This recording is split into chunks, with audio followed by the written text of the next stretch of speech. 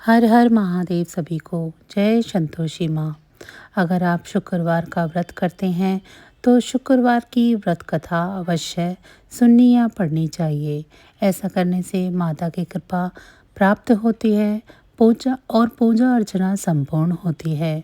इस वीडियो में हम आपको संपूर्ण व्रत कथा के बारे में बता रहे हैं। आइए जानते हैं शुक्रवार की व्रत कथा के बारे में।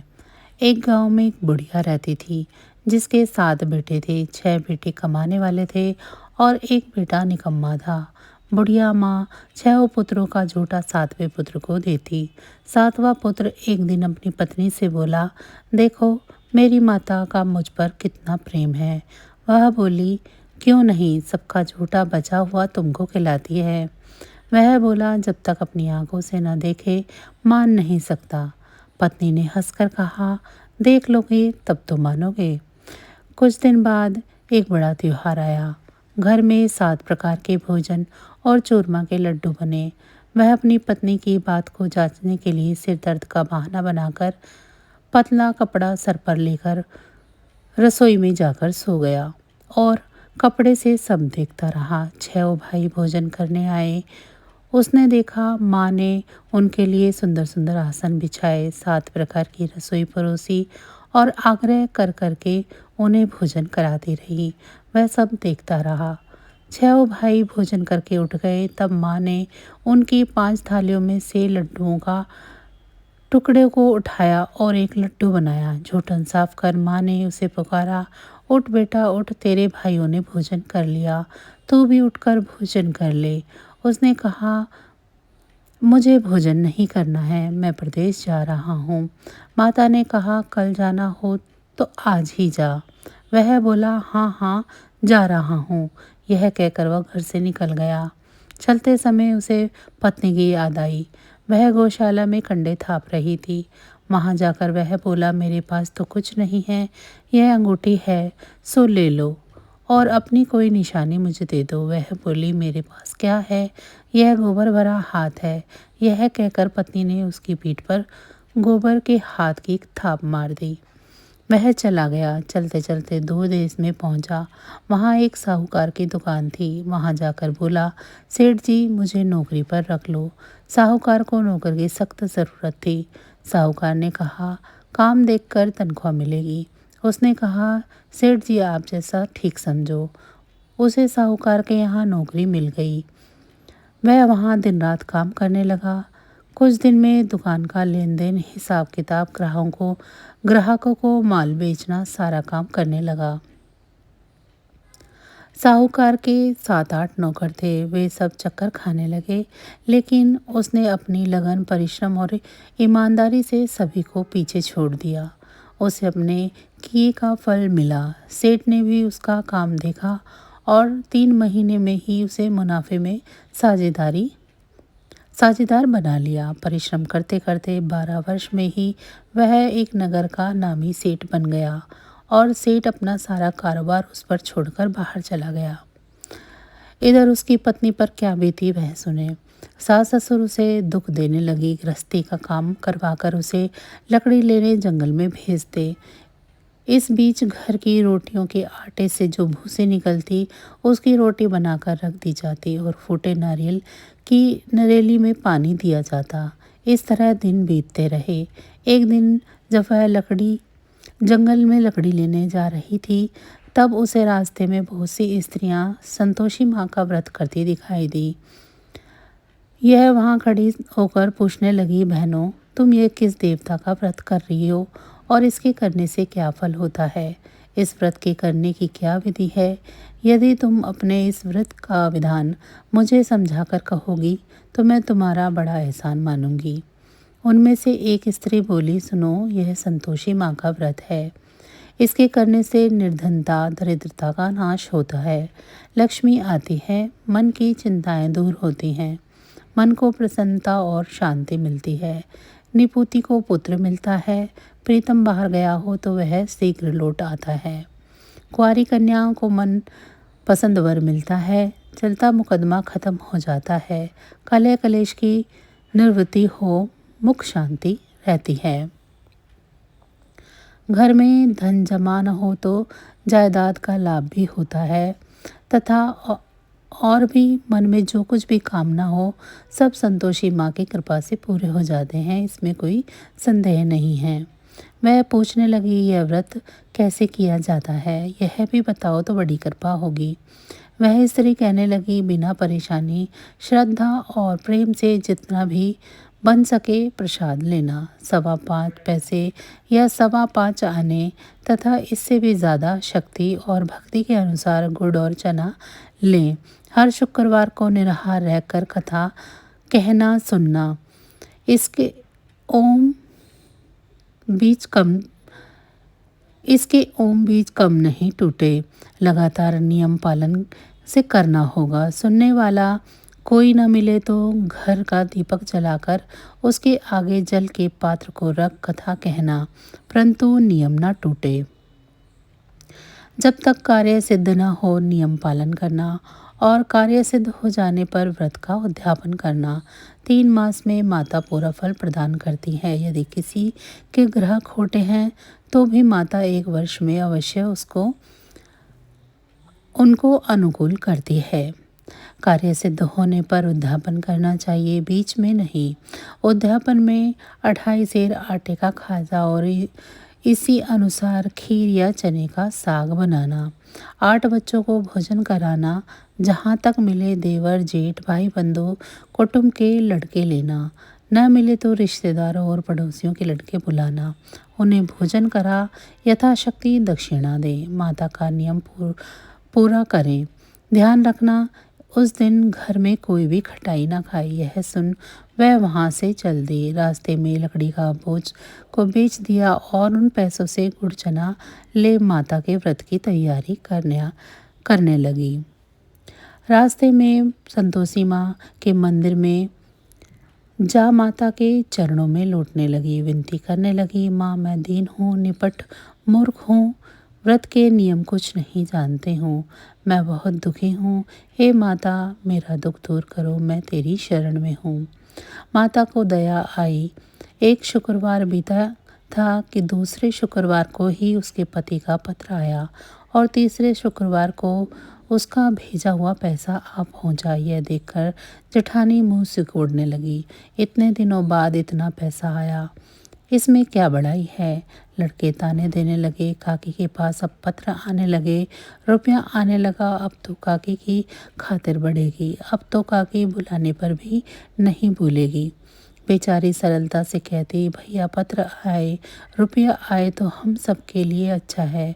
ऐसा कहकर आंखों में आंसू भरकर संतोषी माँ के मंदिर में जा पहुंची। वहाँ मातेश्वरी के चरणों में गिरकर रोने लगी।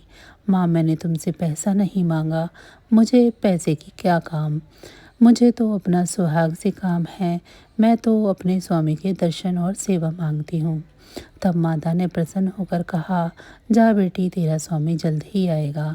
यह सुन खुशी से बावली हो वह घर आकर काम करने लगी। संतोषी माँ विचार करने लगी, इस भोली पुत्री से मैंने कह तो दिया है कि तेरा पति शीघ्र आएगा, पर आएगा कहाँ से, वह तो इसे स्वप्न में भी याद नहीं करता। उसे इसकी याद दिलाने के लिए मुझे ही जाना पड़ेगा। संतोषी माता ने उस बुढ़िया के बेटे को स्वप्न में समझाया, पुत्र तेरी घरवाली कष्ट उठा रही है। वह बोला, हाँ माता मुझे मालूम है, परंतु क्या करूं, वहाँ कैसे जाऊं, प्रदेश की बात है, लेन देन का सारा हिसाब किताब है, कोई जाने का रास्ता नज़र नहीं आता, आप ही कोई राह दिखाएं कि वहाँ कैसे जाऊं। माँ कहने लगी, सवेरे नहा धोकर संतोषी माँ का नाम ले, घी का दीपक जला दंडवत कर और दुकान पर जा बैठना। देखते ही देखते तेरा लेन देन सब चुक जाएगा, जमा माल सब बिक जाएगा, सांझ होते होते धन का ढेर लग जाएगा। वह अगले दिन सुबह जल्दी उठा। उसने अपने मित्र बंधुओं परिचितों से स्वप्न में माता द्वारा कही गई बात कह सुनाई। वे सब उसकी बात सुनकर उसकी खिल्ली उड़ाने लगी। वे कहने लगे कि कहीं अब कभी सपने की कोई बात भी सच्ची होती है। एक बूढ़ा व्यक्ति बहुत समझदार था। वह बोला, देखो भाई मेरी बात मानो, इस तरह सांच या झूठ कहने के बदले देवता ने जैसा कहा है वैसा ही करना। तेरा क्या जाता है। बूढ़े की बात मानकर नहा धोकर उसने संतोषी माँ को प्रणाम किया, फिर दीपक जलाकर दुकान पर जा बैठा। शाम तक धन का ढेर लगाया। वह हैरान हुआ। मन में संतोषी माँ का नाम ले प्रसन्न होकर घर जाने के वास्ते गहना कपड़ा व सामान खरीदने लगा। सब काम से निपट कर अपने घर को रवाना हुआ। उधर उसकी पत्नी जंगल में लकड़ी काटने गई थी। लौटते वक्त थक जाने के कारण संतोषी माँ के मंदिर में विश्राम करने बैठ गई। यह तो उसका रोज रुकने का स्थान था। धूल उड़ती हुई देखा तो उसने माता से पूछा, हे माता, यह धूल कैसी उड़ रही है। माँ ने कहा, हे पुत्री, तेरा पति आ रहा है। अब तू ऐसा कर, लकड़ियों के 3 भुज बना ले, एक नदी के किनारे रख, दूसरा मेरे मंदिर पर और तीसरा अपने सर पर रख। तेरे पति को लकड़ी का गट्ठा देखकर मोह पैदा होगा। वह यहाँ रुकेगा, नाश्ता पानी बनाकर खाकर माँ से मिलने जाएगा। तू लकड़ी का बोझ उठा कर जाना और बीच चौक में गड्ढा डालकर 3 आवाज़ें जोर से लगाना। लो सासू जी, लकड़ियों का गट्ठा लो। को भूखी को 2 रोटी, नारियल के खोपरे में पानी दो। आज कौन मेहमान आया है। संतोषी माँ की बात सुनकर वह बहुत अच्छा माँ कहकर प्रसन्न मन से लकड़ियों की 3 बोझ बना लाई। एक नदी के तट पर, दूसरा माता के मंदिर पर रख। इतने में ही मुसाफिर वहां पहुंचा। सूखी लकड़ी देखकर उसकी इच्छा हुई कि अब यहीं विश्राम कर ले और भोजन बनाकर खा पीकर गांव चले। इस प्रकार भोजन कर विश्राम कर वह अपने गांव में आ गया। उसी समय बहू सिर पर लकड़ी का गट्ठा लिए आई। उसने गट्ठे को आंगन में डाला, जोर से 3 आवाज़ दी। लो सासू जी, लकड़ी का गट्ठा लो, भूसे की रोटी दो, नारियल के खोपर में पानी दो। आज कौन मेहमान आया है। यह सुनकर सास ने अपने दिए हुए कष्टों को भुलाने के लिए कहा, बहू तू ऐसा क्यों कहती है, तेरा मालिक ही आया है। बैठ, मीठा भात खाकर कपड़े गहने पहन। पत्नी की आवाज़ सुनकर उसका स्वामी बाहर आया और उसके हाथ में पहनी अंगूठी देखकर व्याकुल हो गया। उसने माँ से पूछा, माँ ये कौन है। माँ बोली, बेटा तेरी ही पत्नी है। आज 12 वर्ष हो गए हैं जब से तू गया है। तब से सारे गांव में जानवर की तरह भटकती फिरती है, कामकाज कुछ नहीं करती, 4 समय आकर खा जाती है। अब मुझे देखकर भूसे की रोटी और नारियल के खोपरे में पानी मांगती है। वह बोला, माँ मैंने इसे भी देखा है और तुम्हें भी। मुझे दूसरे घर की चाबी दो, मैं वहाँ रहूँगा। ठीक है बेटा, जैसी तेरी मर्जी, कहकर माँ ने चाबी का गुच्छा बेटे के सामने रख दिया। उसने दूसरे घर को खोलकर सारा सामान जमाया। एक ही दिन में वह राजा के महल जैसा ठाट बाट बन गया। अब क्या था, वह सुख भोगने लगी। अगला शुक्रवार उसने पति से कहा, मुझे संतोषी मात का उद्यापन करना है। पति बोला, बहुत अच्छा, खुशी से कर लो। वह उद्यापन की तैयारी करने लगी। जेठ के लड़कों को भोजन के लिए कहने गई। उन्होंने मंजूर किया, परंतु पीछे से जेठानी ने अपने बच्चों को सिखाया, देख रहे भोजन के समय सब खटाई मांगना, जिससे उसका उद्यापन पूरा न हो सके। लड़के भोजन करने आए, खीर पेट भर खाई, परंतु बाद में आते समय ही कहने लगे, हमें कुछ खटाई खाने को दो, खीर खाना हमें नहीं भाता, देखकर अरुचि होती है। लड़के उठ खड़े हुए, बोले, पैसे लाओ। भोली बहू कुछ न जानती थी, उसने उन्हें पैसे दे दिए। लड़कों ने बाजार जाकर उन पैसों से इमली खरीदी और खाई। यह देखकर बहू पर माता जी का कोप हुआ। राजा के दूत उसके पति को पकड़कर ले गए। अब सब मालूम हो जाएगा जब जेल की रोटी खाएगा। बहू से यह वचन सहन नहीं हुए। वह संतोषी माता के मंदिर में गई और कहने लगी, माता तुमने यह क्या किया, हंसकर क्यों रुलाने लगी। माता बोली, पुत्री तूने मेरा व्रत भंग किया है, इतनी जल्दी सब बातें भुला दी। वह बोली, माता भूली तो नहीं हूँ, ना कुछ अपराध किया है, मुझे तो लड़कों ने भूल में डाल दिया, मुझे क्षमा करो माँ। बोली, ऐसी भूल भी कहीं होती है। यह वह बोली, अब कोई भूल नहीं होगी। अब बताओ मेरे पति कैसे आएंगे? माँ बोली, पुत्री जा, तेरे पति तुझे रास्ते में ही आता मिलेगा। वह मंदिर से निकलकर बाहर गई तो रास्ते में उसे अपना पति आता हुआ दिखाई दिया। उसने पूछा, कहाँ गए थे? वह बोला, इतना धन जो कमाया है उसका कर राजा ने मांगा था, वह भरने गया था। वह प्रसन्न होकर बोली, भला हुआ, अब घर चलो। फिर अगला शुक्रवार आया। वह बोली, मुझे माता का उद्यापन करना है। पति ने कहा, ठीक है करो। फिर जेठ के लड़कों को भोजन के लिए कहने गई। जेठानी ने लड़कों को सिखाया कि तुम पहले ही खटाई मांगना। लड़के भोजन करने बैठे, लेकिन भोजन करने से पहले ही कहने लगे, हमें खीर पूरी नहीं भाती, जी बिगड़ता है, कुछ खटाई खाने को दो। वह बोली, खटाई खाने को नहीं मिलेगी, खाना हो तो खाओ। उनके उठकर चले जाने पर उसने ब्राह्मणों के लड़कों को बुलाकर भोजन करवाया। दक्षिणा की जगह उन्हें एक एक फल दिया। इससे संतोषी माँ प्रसन्न हो गई। माता की कृपा से 9 बाद उसको एक चंद्रमा के समान एक पुत्र की प्राप्ति हुई। पुत्र को लेकर वह प्रतिदिन संतोषी माँ के मंदिर में जाने लगी। माँ ने सोचा कि यह रोज आती है, आज क्यों न मैं इसके घर चलूं, इसका आसरा देखूं तो सही। यह विचार कर माता ने भयानक रूप बनाया। गुड़ और चने से मुख सना, ऊपर से मुंड के समान होठ, उस पर मक्खियाँ भिनभिना रही थी। दहलीज पर पैर रखते ही उसकी सास चिल्लाई, देख रे कोई चुड़ैल डाकनी आई है, आ रही है, लड़कों इसे भगाओ, नहीं तो ये सबको खा जाएगी। बहू रोशनदान से देख रही थी। वह प्रसन्न हो उठी। आज मेरी माता मेरे घर आई है, यह कहकर दूध पीते बच्चे को गोद से उतार दिया। इस पर उसकी सास क्रोध में भरकर बोली, अरे इसे देखकर कैसे उतावली हुई है, जो बच्चे को भी पटक दिया।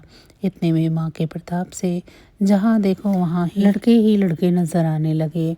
यह बोली, माँ जी मैं जिनका व्रत करती हूँ यह वही संतोषी माँ है। इतना कहकर उसने झट से घर के सारे किवाड़ खोल दिए। सबने माता के चरण पकड़ लिए और विनती कर कहने लगी, हे माता, हम मूर्ख हैं, अज्ञानी हैं, तुम्हारे व्रत की विधि हम नहीं जानते, तुम्हारा व्रत भंग कर हमने बड़ा ही अपराध किया है।